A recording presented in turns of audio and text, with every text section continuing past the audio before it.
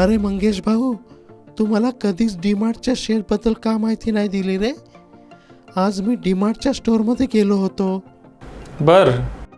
किती मोठा मॉल आहे डीमार्टचा आणि गर्दी पण खूप होती रे. आज मी पेपरमध्ये बातमी पण वाचली की डीमार्टच्या मालकांनी 1238 कोटींचे फ्लॅट खरेदी केले आहेत. हो बरोबर आहे चंपक. मी विचार करतच होतो की डीमार्ट चालवणारी जी ॲव्हेन्यू सुपरमार्ट कंपनी आहे त्या कंपनी आणि शेअरबद्दल माहिती द्यायची म्हणून. नुकत्याच कंपनीने डिसेंबर त्रैमासिकाचे आर्थिक निकाल देखील जाहीर केले आहेत. मंगेश भाऊ, आता आज मला डीमार्टबद्दल सगळी माहिती दे. सगळं व्यवस्थित समजून सांग मला आता. हो चंपक, सगळं सविस्तर सांगतो तुला.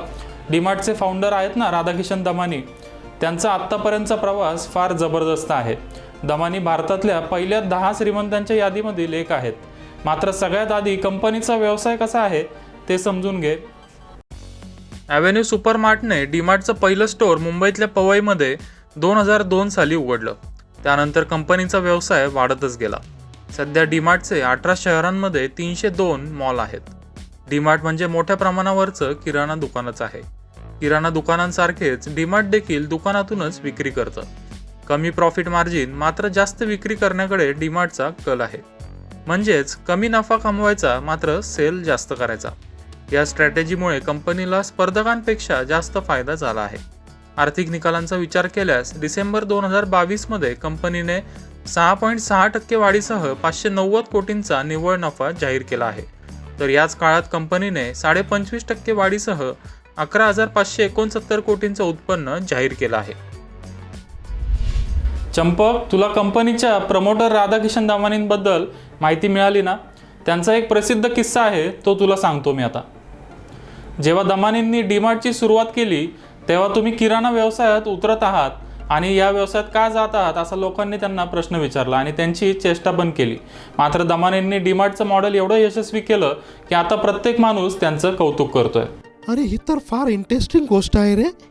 आता मला हे सांग की रिटेल सेगमेंट अनेक कंपन्या टिकू शकल्या नाहीत. फ्युचर रिटेलची काय अवस्था झाली ते तर आपण बघितलंच. अशा परिस्थितीत डीमार्टने कसं काय यश मिळवलं?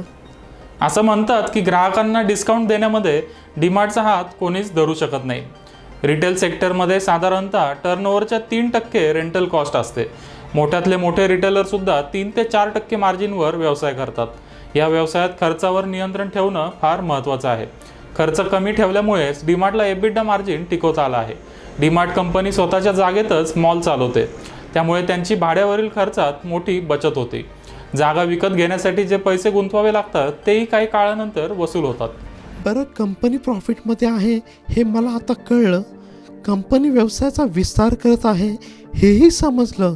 पण सध्या डीमार्टच्या शेअरची काय अवस्था आहे? शेअरचा आउटलुक कसा आहे? हो चंपक, थोडं थांब, सगळी माहिती देणार आहे मी तुला. शेअरच्या किमतीचा विचार केल्यास मागच्या 5 वर्षात या शेअरने 200% रिटर्न दिला आहे. म्हणजेच या काळात या शेअरची किंमत तिप्पट झाली आहे.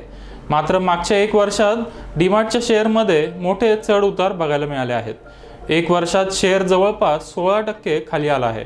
या शेअरने 3186 रुपयाचा 52 आठवड्याचा निच्चांक नोंदवला आहे. सध्या हा शेअर 3535 रुपयाच्या आसपास ट्रेड करतोय.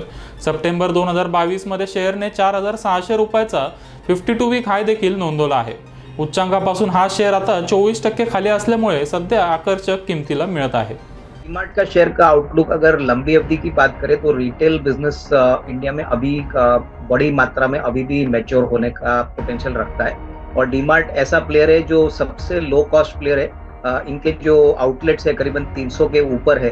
हमारा मानना है कि अगले 3 साल में यहाँ से कम 2 गुना और बढ़ने की कैपेसिटी का पोटेंशियल रखता है. तो आउटलुक पॉजिटिव है क्योंकि डिमांड रिटेल में इंडिया में लगातार बढ़ रहा है. और जिस प्रकार का रिटेल कल्चर इंडिया में आ रहा है, हमको लग रहा है कि इस बिजनेस में कोई लिमिट नहीं है. इनफैक्ट अनलिमिटेड अपॉर्च्युनिटी है. हा शेअर सध्या आकर्षक किमतीला मिळतोय ते मला कळालं. शेअरने आधी चांगलं रिटर्न दिलं आहे हेही मला मान्य आहे.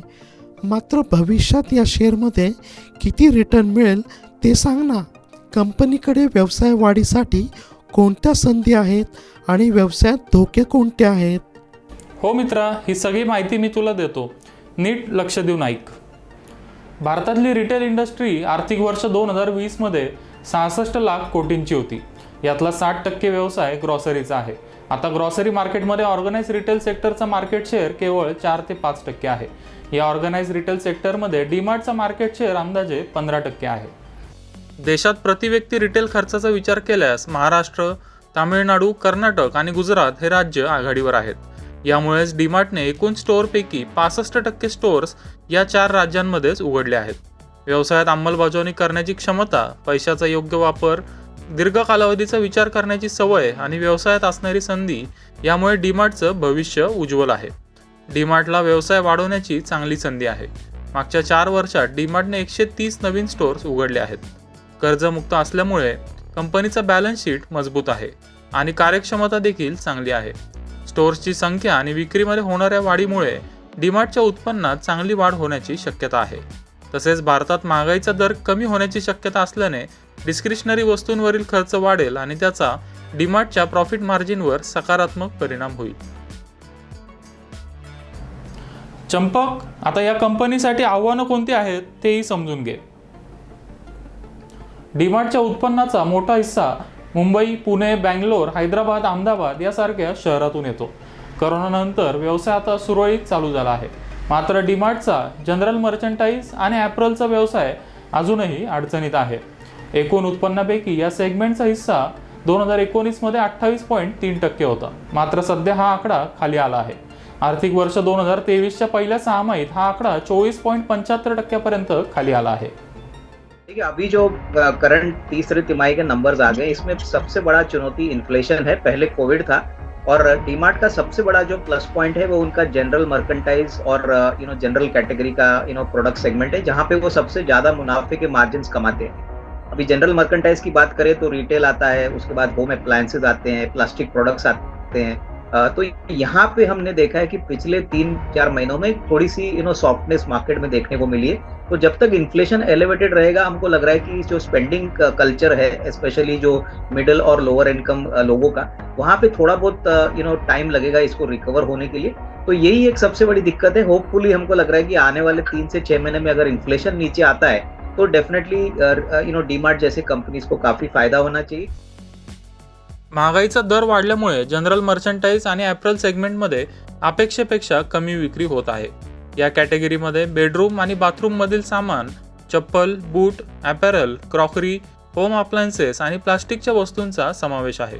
या वस्तूंवर चांगलं प्रॉफिट मार्जिन कमावता येतं. या वस्तूंवर कंपनीला 20% जास्त एबिडा मिळतो. अर्थव्यवस्थेमध्ये सुधारणा होत असल्याने मॉलमध्ये फुटफॉल वाढत आहे. म्हणजेच जास्त लोक मॉलमध्ये खरेदीसाठी जात आहेत. यामुळे येणाऱ्या काळात डीमार्टला याचा फायदा मिळेल अशी अपेक्षा आहे. तसेच मॉलमध्ये एक फार्मसीचं स्टोअर चालू करण्याचा विचार देखील डीमार्ट करत आहे. डीमार्टच्या जनरल मर्चंटाईज आणि ॲपरल सेगमेंटमध्ये लवकरच सुधारणा होईल असं प्रॉफिट मार्ट सिक्युरिटीजला वाटतंय. कच्च्या मालाच्या किमती कमी झाल्यामुळे डीमार्ट ग्राहकांना अधिक फायदा देऊ शकेल. चंपक, कंपनी जबरदस्त आहे का नाही? यामुळेच तज्ज्ञ नेहमी हा शेअर खरेदी करण्याचा सल्ला देतात. हो मित्रा, तू म्हणतो ते सगळं मला पटतं. आता कंपनीच्या व्हॅल्युएशन आणि टार्गेटबद्दल पण जरा माहिती दे. हो चंपक, व्हॅल्युएशन तर खूप महत्त्वाचं आहे. सध्या डीमार्टचा शेअर 3550 रुपयाच्या आसपास ट्रेड करतोय. म्हणजे अपेक्षित EPSच्या तुलनेत हा शेअर सध्या 74च्या PE रेशोला मिळतोय. मुझे लग रहा है कि डीमार्ट का जो शेयर है, इसमें नियर टर्म का टारगेट देना जरा मुश्किल बात है. लेकिन मैं एक ही बात कहूंगा कि अगले 2 या 3 साल की अगर हम बात करें तो यहाँ से भी मुझे लग रहा है कि 2 गुना या 2.5 गुना मार्केट कैप बढ़ने की पोटेंशियल है. सबसे बड़ी बात डीमार्ट का जो बिजनेस मॉडल है वो बहुत ही लो कॉस्ट होने के कारण दूसरी कंपनियां के मुकाबले में बहुत एफिशिएंट है. उसका इन्वेंट्री रोल आउट, उनका जो कॉस्ट मैनेजमेंट है, प्लस उनका जो बिजनेस मॉडल है वो बेसिकली वॉल्यूम्स के ऊपर खेलते हैं और मार्जिन्स पे नहीं खेलते. तो बड़ा वॉल्यूम और लो मार्जिन, ये इनका एक बिजनेस स्ट्रेटेजी है जो दूसरे कॉम्पिटिटर्स को मैच करने में काफी दिक्कत हुई है. तो डेफिनेटली मुझे लग रहा है कि अगले 1.5-2 साल का अगर नजरिया कोई रखता है और पेशेंस के साथ यहाँ पे होल्ड करता है तो कम से कम 2 गुना तो आपका कैपिटल मल्टीप्लाई होगा, ऐसा मुझे लग रहा है. महागाईचा दर कमी व्हावा यासाठी रिझर्व्ह बँक प्रयत्न करत आहे. नुकतेच रिझर्व्ह बँकेने रेपो रेटमध्ये 0.25% वाढ केली आहे. यामुळे महागाईचा दर कमी होण्याची शक्यता आहे. असं झाल्यास तुमच्या आमच्यासारख्या सामान्य माणसाला याचा फायदा होईल. तसेच वस्तूंच्या मागणीतही वाढ होईल. एकंदरीत विचार केल्यास डीमार्ट सारख्या कंपनीला नेहमीच फायदा होणार आहे.